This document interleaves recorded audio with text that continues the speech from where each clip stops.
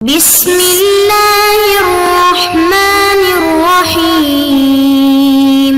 بسم اللہ الرحمن الرحیم۔ سبق نمبر 118 نفحۃ العرب۔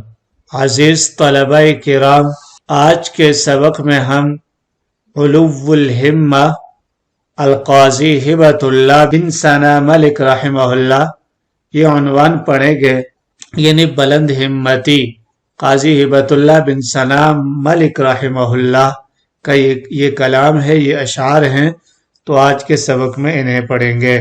سوائے یخاف الدہر ویرہب الردا وغیری یہوی ان یکون مخلدا ولکننی لا ارہب الدہر ان ستا ولا احذر الموت الزؤام اذا غدا ولو مد نحوی حادث الدہر طرفہ لحدثت نفسی ان امد له یدا توقد عزم یترک الماس جمرة وحیلة حلم تترک الصیف مبردا وزم ان ابدا لی المام منة ولو كان لی نهر المجرة موردا ولو كان ادراک الهدى بتظللی رأیت الهدى الا امیل الى الهدى وقدما بغیری اصبح الدہر اشیبا وبی بل بفضلی اصبح الدہر امردا وانک عبدی یا زمان واننی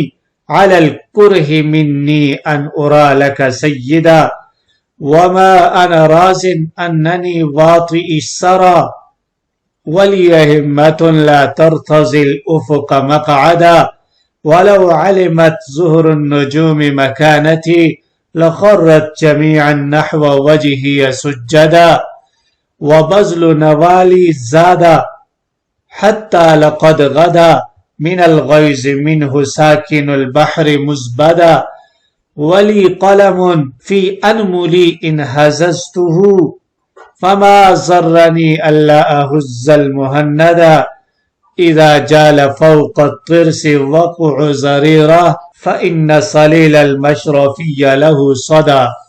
علو الہمتی بلند ہمتی قاضی ہبۃ اللہ بن ثنا ملک رحمہ اللہ کے یہ اشعار ہیں۔ سوائے یخاف الدہر ویرہب الردا، میرے علاوہ لوگ زمانے سے خوف زدہ رہتے ہیں، وَيَرْهَبُ الرَّدَى یا ہلاکت سے لرزہ برندام رہتے ہیں، وَغَيْرِيَ يَهْوَى میرے علاوہ لوگوں کی یہ خواہش رہتی ہے، أَن يَكُونَ مُخَلَّدًا کہ وہ ہمیشہ رہیں، وَلَكِنَّنِي لَا أَرْهَبُ الدَّهْرَ إِن سَطَى مگر میں زمانے سے خوف زدہ نہیں ہوتا اگر حملہ آور ہو، وَلَا أَحْذَرُ الْمَوْتَ الزُّؤَامَ إِذَا غَدَى اور نہیں میں ناپسندیدہ چیز سے ڈرتا ہوں اذا غدا جب وہ آ جائے۔ وَلَوْ مَدَّ نَحْوِي حَادِثُ الدَّهْرِ طَرْفَهُ اگر میری طرف حادث زمانہ اپنی نگاہ بڑھائے، لَحَدَّثْتُ نَفْسِي أَنْ أَمُدَّ لَهُ يَدًا تو میرے جی میں آتا ہے کہ میں اس کی طرف ہاتھ بڑھاؤں۔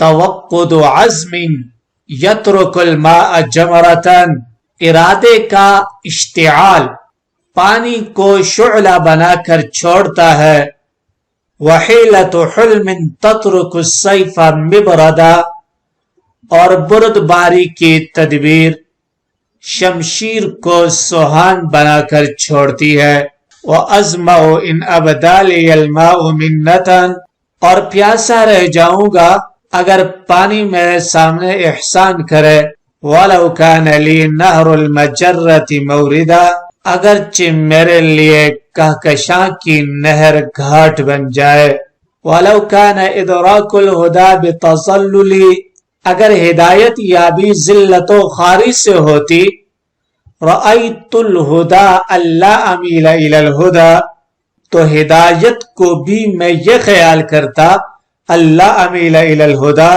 کہ اس کی جانب مائل نہ ہوں، وقدما بغیر اصبح الدہر اشیبا پرانے زمانے میں دوسروں کی وجہ سے زمانہ بوڑھا ہو گیا، وبی بل بفضلی اصبح الدہر امردا، اور اب میری ذات بلکہ میرے فضل کی وجہ سے زمانہ جوان ہو گیا ہے۔ وَإِنَّكَ عَبْدِي یا زمانو، اے زمانہ تو میرا غلام ہے۔ وَإِنَّنِي عَلَى الْكُرْهِ مِنِّي أَنْ أُرَى لَكَ سَيِّدًا، اور میں اپنی ناپسندیدگی کے باوجود یہ خیال کرتا ہوں کہ میں تیرا سردار ہوں۔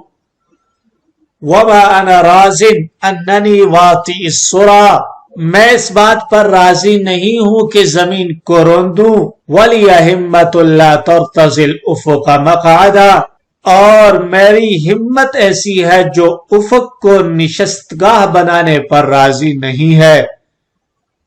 وَلَوْ عَلِمَتْ زُهْرُ النُّجُومِ مَكَانَتِي، اگر روشن ستارے میرے مرتبہ کو جان لیتے، لَخَرَّتْ جَمِيعًا نَحْوَ وَجْهِيَ سُجَّدًا، تو وہ سب میرے چہرے کی جانب ہی سجدے میں گر جاتے۔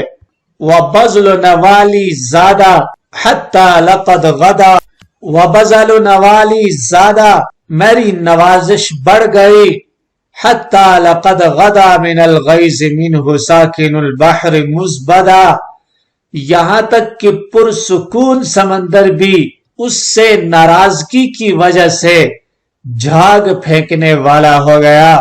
وَلِيَ قَلَمٌ فِي أَنْمُلِي إِنْ هَزَزْتُهُ، میرا قلم میری انگلیوں میں ہے اگر میں اسے حرکت دوں۔ فَمَا ضَرَّنِي أَلَّا أَهُزَّ الْمُهَنَّدَ، تو میرے لیے کوئی مضر نہیں ہے کہ میں ہندی تلوار کو حرکت نہ دوں۔ اذا جال فوق الطرس وقع سریرہ، جب صحیفے کے اوپر قلم کی آواز کی حرکت گھومتی ہے، فإن صلیل المشرفی لہ صدا، تو مشرفی تلوار کی جھنکار بھی اس کے سامنے گونج محسوس ہوتی ہے۔ حل لغات: علو علا یعلو علوا بلند ہونا، خاف یخاف ڈرنا، یرہب رہب یرہب رہبن، اس کا معنی بھی ہے خوف کھانا ڈرنا۔